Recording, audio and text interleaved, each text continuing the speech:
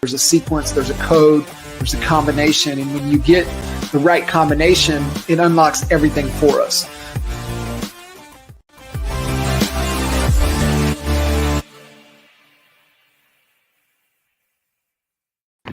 All right. Good morning. What's up, fellas? Hey there. How are you guys? Hello. We're doing good. Always good to connect with you both. And man, just excited to dive in this morning. And I know you guys definitely don't let the grass grow underneath you. Things, you guys move fast, and big things are happening for both of you. Business, life, and man, just love to dive in a little bit this morning and just kind of chat about obstacles and challenges and decisions and things that are going on. So, Jack, kind of lead us off here, man. Give a little bit of background and share a little bit about your story, and we'll obviously lead our way into present day. Okay. So, I've been in real estate for 13 years now. Worked for a few different, big companies, and enjoyed it, everything all together. And then about 4.5 years ago, Michael and I and another guy started a team just because I think of the desire to help each other. And then, over a period of 3 to 4 years, it just kept on growing, and people were excited. We were excited about selling homes, doing open houses, doing Zillow, and just working very hard at what real estate. And then just our team just kept on growing, and we just kept on adding awesome agents because of our deep desire to have fun. And I think that's one of the things that I think it's more than work. We have fun doing it, not only selling and buying homes, but hanging out together with the team and everything. So it's it's been an exciting ride. Do you sometimes have your hurdles and roadblocks? Yeah, you do. But I think in the long run, we're pretty excited what's going on in today's market in Utah and what we're doing. Yeah, and this is kind of a second chapter of your life, and getting to know you a little bit, and just hearing the before real estate story was just really fascinating to me. Being able to build something from scratch for almost 3 decades of previous life before real estate, unlocked a lot for me. Understanding understanding the team dynamic, understanding the large organization, and so that was help connect a lot of dots for me. And right. How you? Let me explain that, because some people might wonder what it was. What is he talking about? Like, what did he do? Yeah, I was a pastor here in Salt Lake City for 28 years. We helped plant a couple of different churches, and I still believe being a pastor, being in ministry is one of the, if not the hardest job in the world. It was a 24/7 job, but I loved it.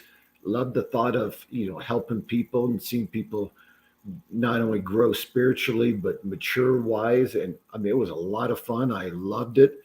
It was a lot of stress, 24 hours a day, the ups and downs with it. I loved it. I enjoyed it. I loved helping people then, and now I just feel like I get to help people in a completely different way, but in the same way. You're just helping people. And so it's a love, a passion that I have. And to me, it's all about the people you work with. If they succeed, you succeed. If they do well, you do well. Yeah. Even if it's not, you see, mentally or financially, but just emotionally, to see how well they're doing. Yeah. Yeah. And I know a lot of decisions and things that you guys, base upon, I can definitely see in that framework that, previous life and really coming from that selfless servant's leadership style and really, caring about the betterment of everybody else in the organization and really what do they want to do that's going to help them enrich their lives as well. Yeah. Yeah. Michael, so how's you getting in and obviously what I love is the dynamic, right? We've got, the older generation, kind of, a different season of life. And then, here you come and like, hey, we're taking over the world. We're going to dominate. And, being able to mesh those two personalities, those two worlds together. You guys have absolutely been able to make it work. Yeah, no, it's been fun. It's really hard some days. It's amazing most days. But I think, like Jack said, I think it's just for the common good. I think we both have the same goal. We'll approach it probably vastly different, as you've seen firsthand. But I think at the end of the day, it's working towards one common goal, and we're both extremely aggressive in the way we do things. I would say in a good way. But no, it's been a blast, and think of a better career to be in than real estate. I mean, I look back at the past 4 years and I'm like, wow, to be in real estate alone, then number two, to be in Salt Lake City doing real estate. There's not many combos that get luckier than that. So Yeah, we're excited. Absolutely. Yeah, you should be. You guys are in one of the best markets in the country and on the planet, and definitely have some secret sauce that is really working. And it comes, really stems from the two of you and the bigger picture, the vision, the leadership that you guys bring, and it's the yin and the yang, right? You're able to push each other and balance each other out, and so looking back when you first started and decide to, hey, let's get together and make this work. I mean, what were some of the things that were important to you in making that decision? Yeah, I and that's where there's no like. I tell people I really want people to hear this out, because I think in the podcast world, in the Instagram and social media world, you hear like, hey, come at everything with a plan. There was no plan. And I think like another mentor of mine, Josh Stern, was like, one thing you guys have done really well is just allow things to happen and not get in your own way. And so for us, it was like we felt like we hit the jackpot as far as spending $1,500 or $750 on Zillow together. And then it was an organic piece by piece. And then I like genuinely, we didn't plan a single thing until about a year, 18 months. And we were like, whoa, we've hit wildfire. Now what do we do? Let's start planning. So there's no, I woke up at 6 a.m. for every day of my life to figure this X, Y, and Z out, and we're going to build this mega team. I think if you would have asked us 5 years ago, we probably would have thought we would have a team of 10. That'd be my guess. Yeah. Okay. And was the decision around just to get together, just to do something together, just to hang out together, to spend more time together? And like, what was the decision to even, at that point to come together and have fun? I mean, I would say, go ahead. kind of like what Michael was saying. I mean, it was just, Michael and I and another guy, and we just started doing stuff together, real estate. And, Michael was, they were in real estate just for a few months, and we would do open houses together. And I mean, and I would put all the signs out for them, and they would stay at the open house, started converting the people. So it wasn't like, like Michael said, there was no like, hey, let's do A, B, C, and we build this awesome team. It was kind of like, hey, let's get together and sell homes and work together. And next thing you know, hey, this is going good. And let's, they had one of their friends that wanted to join, and they told someone, and it kind of just started growing like that, with a desire just to make stuff happen. Like, I agree with Michael. There was not a no plan. Plan. And I don't know if that's good or bad, but it's worked out very well.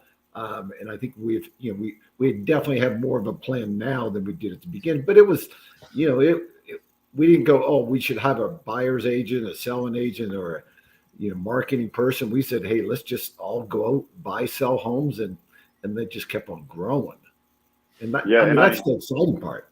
Yeah, and I think for me it was, I vividly remember it was day 131 of being a real estate licensed agent.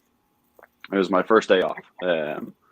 I had my first closing like month 3, like day 88 or something. And I'm telling you, 7 a.m. to probably 9 p.m. Monday through Sunday. And my wife and I, we went, it was like a $76 Airbnb in Park City. And it was day 131 and my phone was blowing up. And I'm like, there's got to be a better way to do this. And so I think that started to roll the engine of, and like I firmly believe, I don't think you need to do it at the scale we've done it, but I think it's now getting harder than ever to be a really good, effective real estate agent if you're solo. What do you mean by that?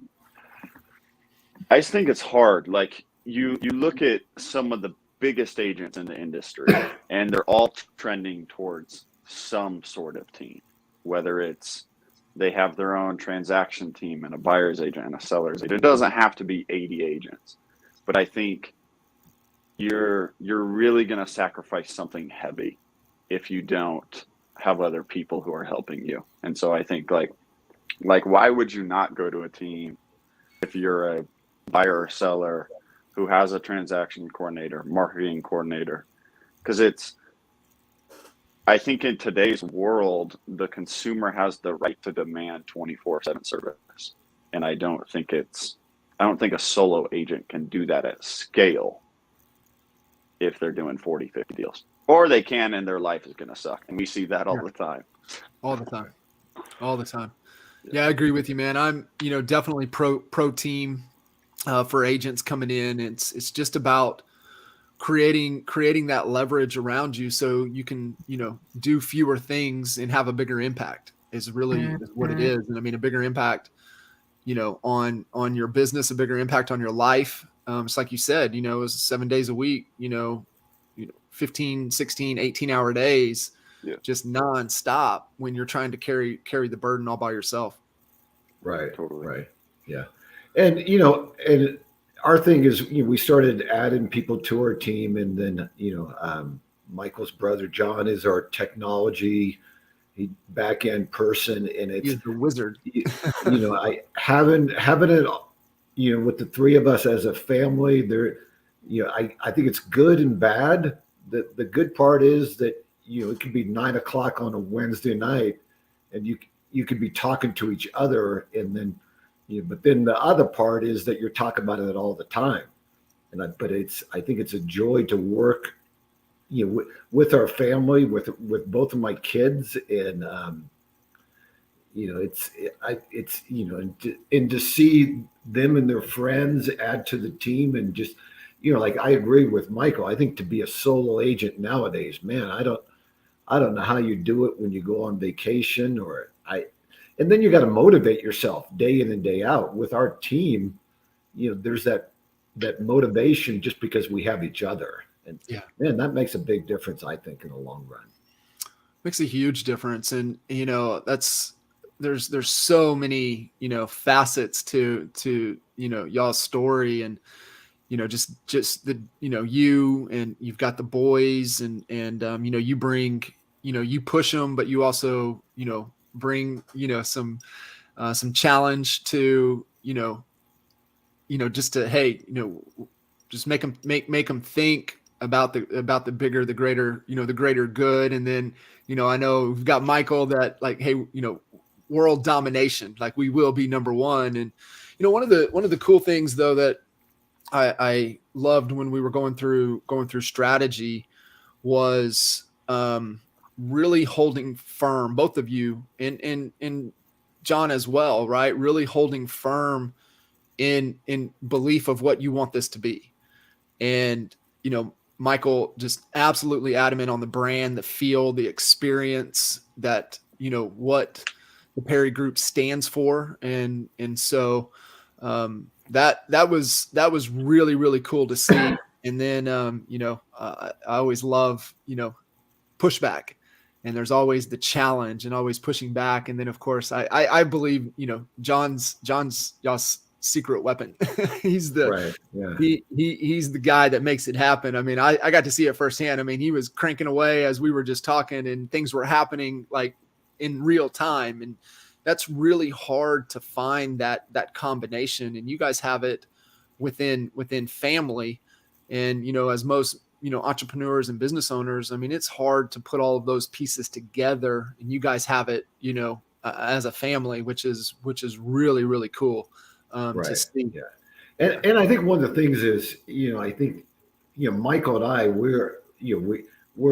we kind of look at things on both sides, and then John is kind of right in the middle, and I think that's kind of like we want to push it, and he might he'll ask the question or say something, then it causes you to think, and I think it's I mean like I said, I was talking to John last night at 9:30 at night, and it's just about different things, and I mean that's the good part about it, but it's a lot of fun, it's stressful, but it's very exciting to see each one of us become the person that we were meant to be. I think that's exciting. Yeah, it's so cool. So Michael, talk to us a little bit about, you got to that breaking point and you're like, man, there's got to be a better way. Like what started you down that path? And obviously we'll lead up to where we're at today, but you were kind of at that breaking point, probably no life balance. You're trying to get away at least for a day, an evening. And, there's just this like, man, there's got to be a change here. Yeah. No, I mean, honestly, it was day 131, and I tell that story time after time. And then another mentor, she's probably sold, it's Lee Stern, it's Josh Stern's mom, is probably, I don't know, 2,000-3,000 houses by herself. She's on a team, but she's truly sold that many by herself. And I met with her probably week 6 of real estate, and she said, "Hey, Michael, I have one piece of advice for you. Are you in a relationship?" I said, "Yes, I am." She said, "Is it serious?" "Yes, very serious." She said, "Well, go home and break up with her, or tell her your life is going to suck for the next 6 months." And so I'm like, and I took that to heart, and I went home and had that conversation. Hey, my life's going to suck for 6 months. But it's what was really eye-opening. I felt like 4 or 5 years ago, you would see these massive mega teams, and they would be leveraged and they would do X, Y, and Z really well. But what has really opened my eyes, you're starting to see like the biggest players in the world, as far, and like the people who are on the TV shows, the big Instagram. I use Aaron Kerman, for example. I think he's been a solo agent for 17 or so years out of LA, and now he has a team that's over 100 people, and that's the top luxury agent in California, or one of them. And I think for me, that was really eye-opening to think, oh, you can have an elite brand, but you can also have a team with it. And I feel like in the past, it was either like, hey, you have this team that cold calls all day, and you're going to sacrifice your brand, but you're going to push out a lot of closings. And so for me, I was like, I mean, there's people right now who are just paving the way to do it better. And that's what gets me excited. Yeah, absolutely. Yeah, it is. I'm with you. Definitely it is. And we're going to see more and more of that. I really believe. I mean, you're seeing it. I mean, you guys are doing it, the Andrew Franklins, you guys, Chris Lindahl's. I mean, you look at these just massive organizations, and I think that's going to be the trend that we're going to see moving forward. And, I mean, you guys can go as big as you want. I mean, it's really, it doesn't slow down. So what is the attraction, right? There's got to be a better way. You're on that day, you start adding the pieces, hey, we got to create leverage. But what is the attraction? Because you guys have people coming to you. So what is that attraction piece? Why people want to be a part of what you guys are doing? Yeah, I mean, I'll go first. And it's funny because, and I think I really want people to know the struggles of it too. And I think we're in definitely a phase where we scaled up so quickly, and now we're to the point where it's like you said, John, we're having people left and right flood in, and we're constantly thinking, hey, because at the end of the day, what's best for the organization? And so it's how do we scale? How do we add people? How do we add the right people without offending people? I mean, there's so many levels to this. And I think for us, I think the brand people love. I think the culture people are obsessed with. And I think that's been what's really cool from the very beginning when there was 3 of us. It's always felt like a family. And now it feels more of a corporate family. But at the end of the day, like, I probably had 5 or 6 people cry to me last week. And like, that's a really cool thing. So leads, culture, value pitch. But I just go back, and I think it's why me, Jack, and John, I mean, we talk a lot, we argue a lot, but there's never issues at the end of the day, because you have people who are really working towards one goal, and I think everyone can feel that. And I think you really can see when organizations don't coexist, it's a rough thing to be a part of.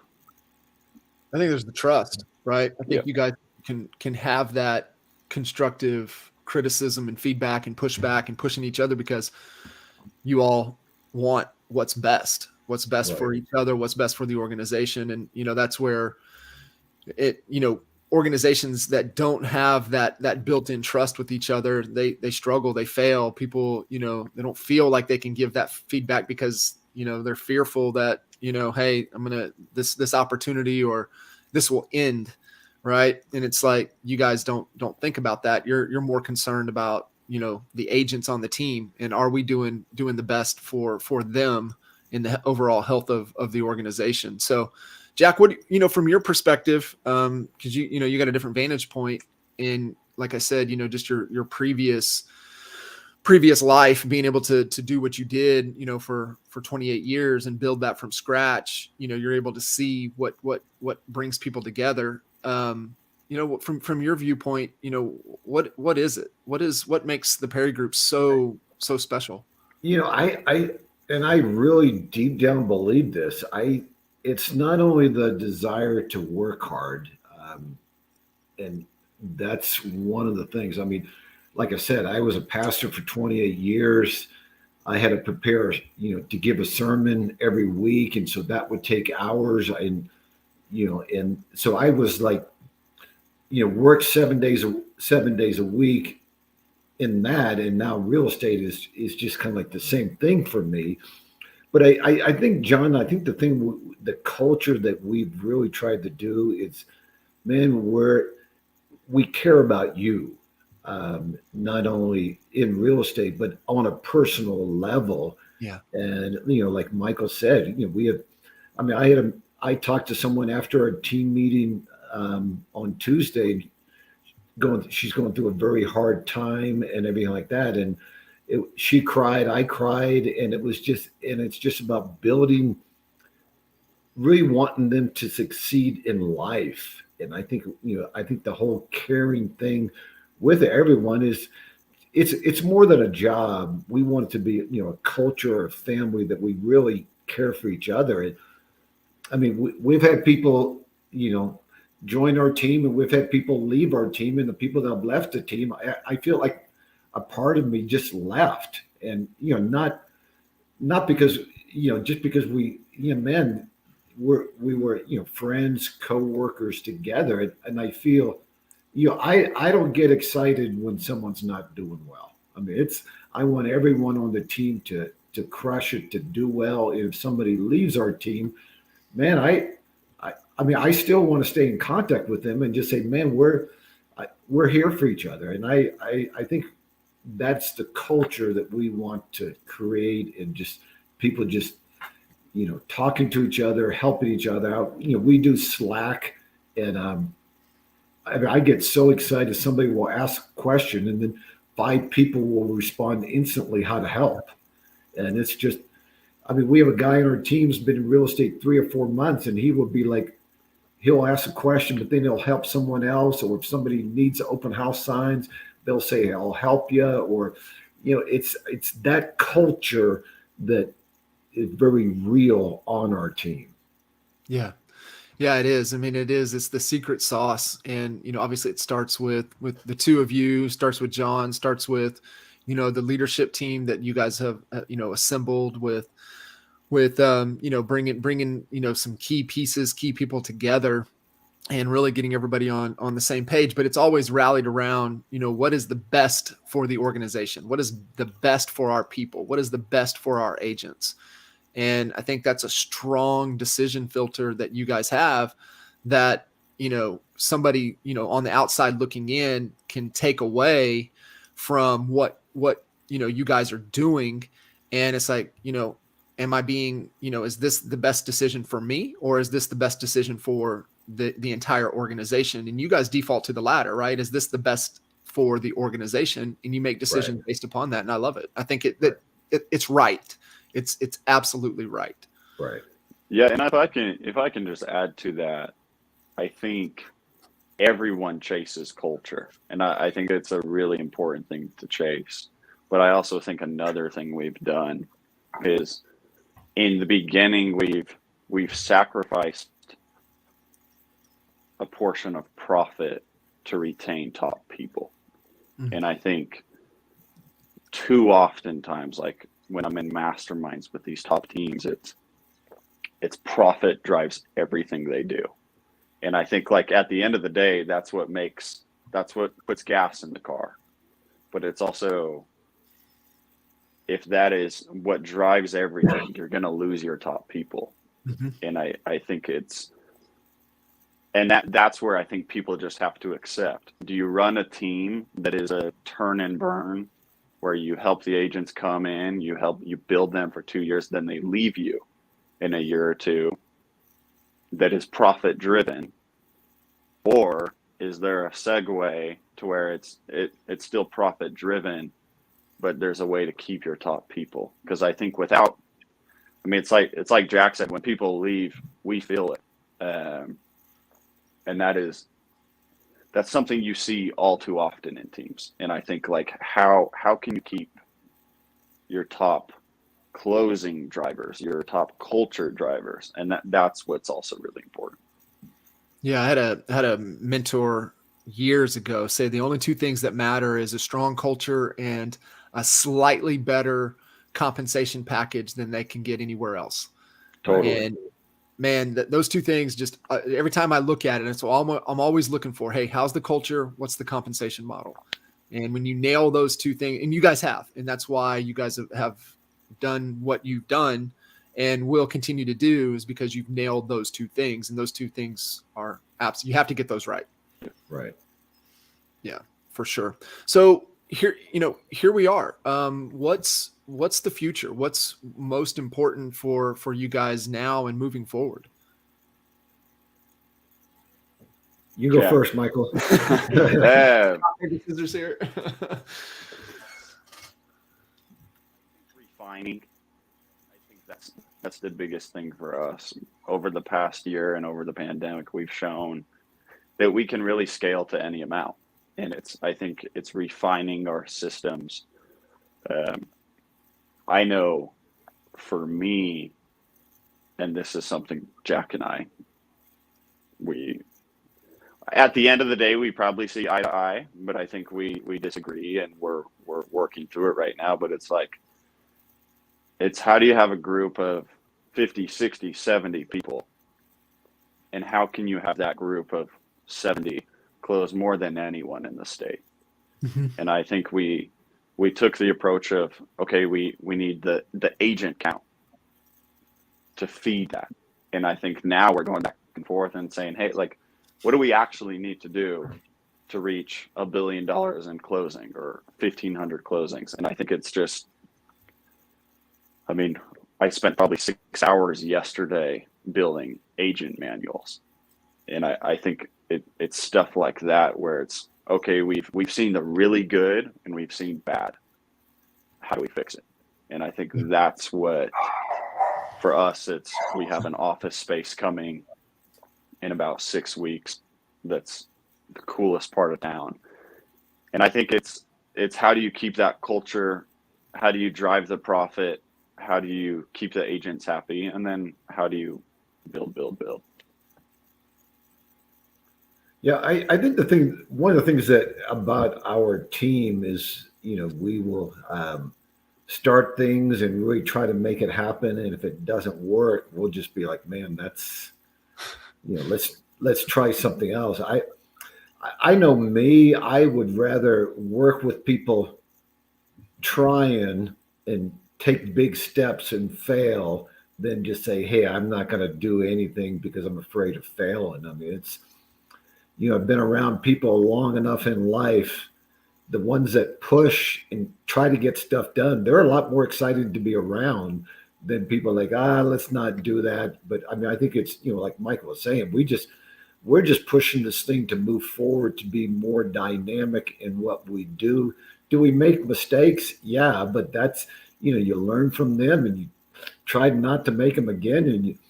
And I think it's, and then admit that, hey man, maybe that wasn't a smart decision, but then we're okay, you're okay with it. I think we just want to be a group that just keeps on moving forward and, try to get the pulse of what's happening in real estate. And man, if it works great, keep on going. But if you got to, kind of take a little bit of turn, then you take a little bit of turn. It's not, it's not the end of the world. You just, make mistakes, get back up and go again.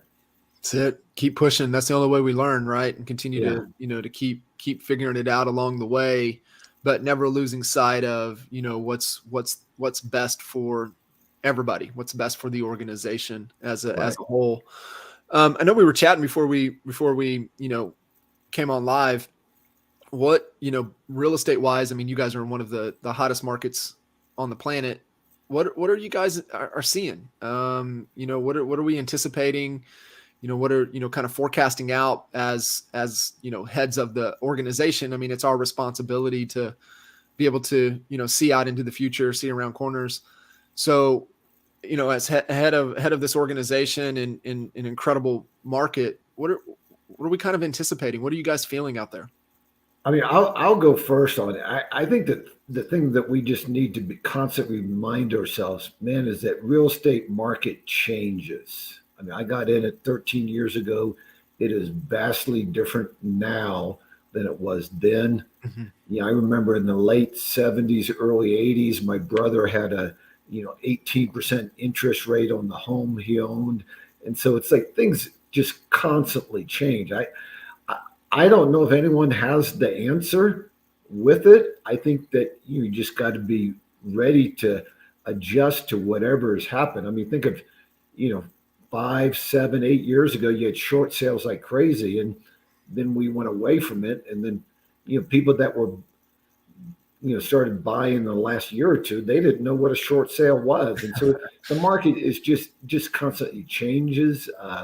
In the Utah area, it's, prices have skyrocketed for Utah, but it just constantly changes. I don't know if anybody, I mean, if you got the crystal ball, please let me know, because I think I don't know what's going to happen, 2 years from now, but I do know that the agents that are just to change and are motivated will crush it. So. Yeah, I think for me, I'm a data freak, and I think it's really interesting what's happening in at least Salt Lake City and Utah. And so last year I closed, I think it was 31 million. And then I think I did 8 cash transactions. And this year in the first quarter, I did about 20 million. And I've done 8 cash transactions. And I think it's really crazy to see the amount of money in the market. And I don't think anyone has a crystal ball on what's going to happen. But like Jack and I, on our personal transactions, I haven't been involved in a transaction that's not a 50,000 swing, buy or sell. That's not at least 50,000 over in a couple months. And so I think it's really, and then another point to that is really understand your market and why it's reacting that way. And so for me, like I was looking at, they call it Citizen Portal, and that's where you can see all the permits that are being opened in the city, residential, commercial. And it's important to understand or have a resource to why. And I have a friend that's in commercial real estate who I think they control about 70% of the commercial building transactions. And he's like, dude, if you talk to these people, like, market crash isn't even a thought in their head for the next 3-5 years. And we might go into a financial recession, but these people are spending, like they think it's the jackpot. And so I think that's what I said yesterday. And I know I'm rambling, but I said yesterday at team meeting, we've truly felt we're 2 weeks away from a market crash. I felt that for 4 years. And I'm like, something's going to come, we're going to crash. And I can genuinely say last year, about 12 months ago, was the first time I started to tell my friends, like my best friends, I'm like, hey, buy now. Like, what if this keeps going for 5 more years? Because it really could. And so it's, I don't know, we're lucky to be in a market that's doing this. Yeah, you brought up a couple of good points there, and I've got a good friend of mine. We've been saying this since getting out of high school, right? And only the paranoid survive. So that always rings in my head. Thinking through that. But you were talking about key relationships, and I know for us, what was super, super important as we were, really deepening the roots in our market, we made the decision and got really connected, as close to proximity as we could with the Economic Development Committee. And it led us on the inside of what was to come. And so it's almost having that insider knowledge of kind of what's happening, what's going on, staying plugged in. We had to, sacrifice time on committees and being a part of things to nurture and deepen those relationships. But it was so worth it. And, just helped us make better decisions in our business. So that was a great little nugget you said there. Any other key relationships, for everybody tuning in that, they need to be thinking about in their market? Hey, you need to make sure you're plugged into XYZ, to really be in the know of what's going on in your market. Yeah, and Jack probably has some opinions on this too, but I think a lender who really understands what's happening, really understands why it's happening with mortgage-backed securities, all this stuff, not just, hey, this is what the rate is today. And then a builder, and I'm not talking like a builder who purchases 10, 20 houses and resells them. Our team meeting that you actually spoke at is with the biggest builder in the state, Edge Homes. I mean, he's buying properties where earnest money is 10 million. And so having an understanding of this is where communities are being built, talking to any commercial relationships you have. And then I also think it's super important, have an amazing friend or resource in surrounding markets to where we're not heavy in Park City, but we have two people who know it like the back of their hands. And just being a phone call away. And John, you've said it every time we've talked, leverage your time. Why would I go study that for 5 hours if I can make a call that's going to last me 3 minutes? And I think it's finding all those pieces. So when we're talking to our clients, it's not like, hey, I just looked on MSN.com. This is what I think is happening in the housing market. It's like, no, this is what the people who are doing it are saying. So yeah.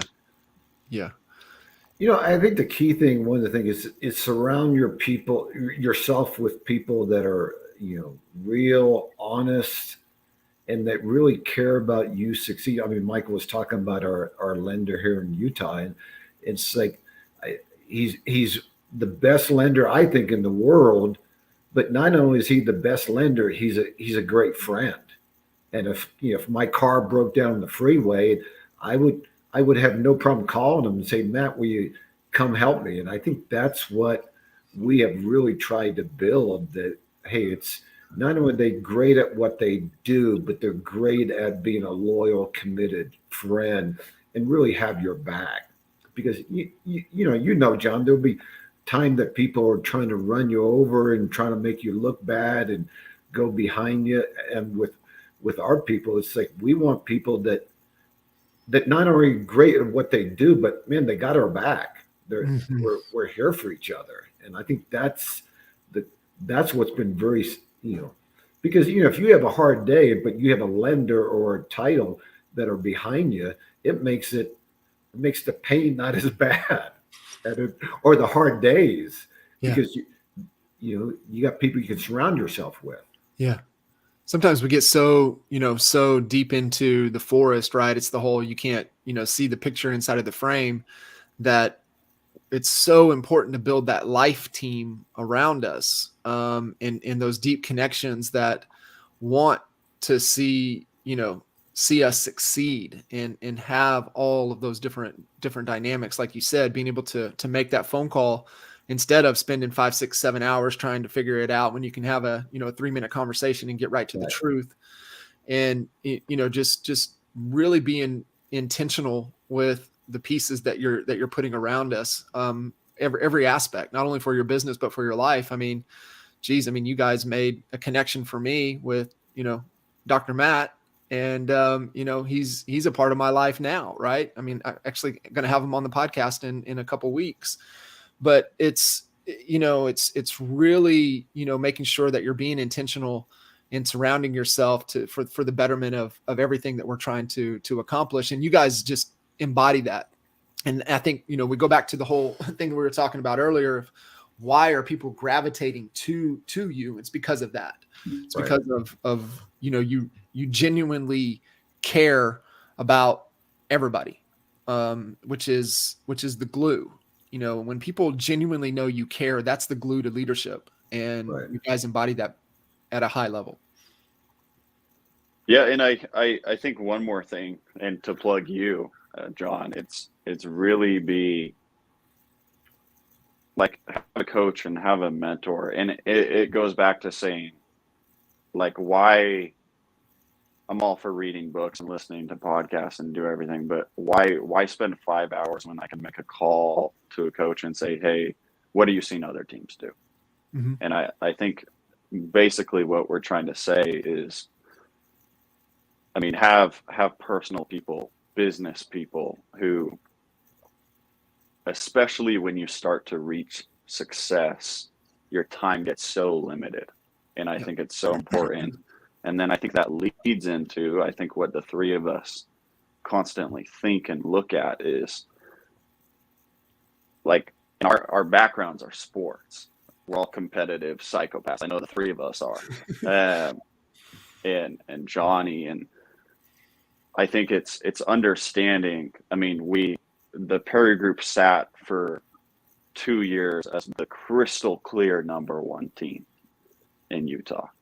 And it was, I don't think there was a day that went by in those 2 years where we weren't asking, what can we do better? And I think we, as a team, as a solo agent, anything you do in life, you have to realize, because empires do fall. And you have to realize, like, hey, if we're not constantly exploring how can we better ourselves, how can we better the team, Mm-hmm. we're going to wake up in a year or two and be like, whoa, it was a good ride. Got to restart. So, and I think that's what we try and do every day. Yeah, I love it. That's awesome. So as we're kind of wrapping up, any final thoughts that we want to, make sure that we get the message out, about, for us, kind of where we're at and the season of the year, the season of the market, and things moving forward. Jack, any kind of final thoughts? I think the thing is that, man, love what you do, enjoy it, and we're in the business of helping people, find their dream home, sell their dream home, and I think just to always remember that man, we're in this thing to really help people, and I think not only with your buyers or sellers, but people you work with, other agents. I think we're in a world now that, man, it's like I'm just so grateful and thankful to have what I have. And I think if we can just help someone else have a little bit more, I think it's great. And it's, the sad part with the home prices skyrocketing around the country is, man, what happens to that person that's kind of, can't do it, can't afford it? And I just always remember, we're in this thing to help each other, help other agents, help everyone. And I think in the long run, man, if you're helping people, you're doing for others, it can go a long way. And it's great to see, for me as a parent, to see my kids succeed in it. But man, it's not only great to see them to succeed, but also their friends who've joined our team that are crushing and killing it. I mean, when I go to sleep at night, that's the stuff that I'm thinking about, the impact my kids have made in other people to be successful. And that's, we're here for each other. I think that's the thing I would say, man, let's do everything we can for each other. Absolutely. Michael, any final thoughts? Yeah, I think just piggybacking off that, especially if you're in the real estate industry, understanding how lucky you are right now. And I think in today's world, and I've fallen victim to it 1,000 times of, I work 12 hours a day, sometimes 7 days a week. My life sucks. But it's like, and you bring up Dr. Matt Townsend, like the amount of times, like my wife, and having honest conversations, my wife has said, like, hey, suck it up, like your life's great.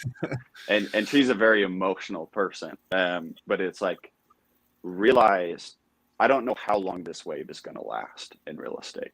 It might last 6 weeks. It might last another 10 years. But it's just being diligent in everything you do, but also understanding, like, there's not many better professions to be in the world right now. And coming out of a pandemic or in a pandemic, like people had their lives shattered. If you were in real estate, that was not the case for you. Right. And I think just understanding, and man, you get to meet people and open doors for a living and talk to good people and create conversation and change their life. And I think it's constantly remembering that. That's it. Love it. Appreciate you guys so much, and so excited. I mean, it feels like you guys are just getting started, and there's so much ahead of you, and really appreciate you guys making the time, jumping in and adding a ton of value. Always love to connect and catch up with y'all. So appreciate y'all. Thanks, John. We enjoyed it. See ya. Awesome. Bye. See you guys.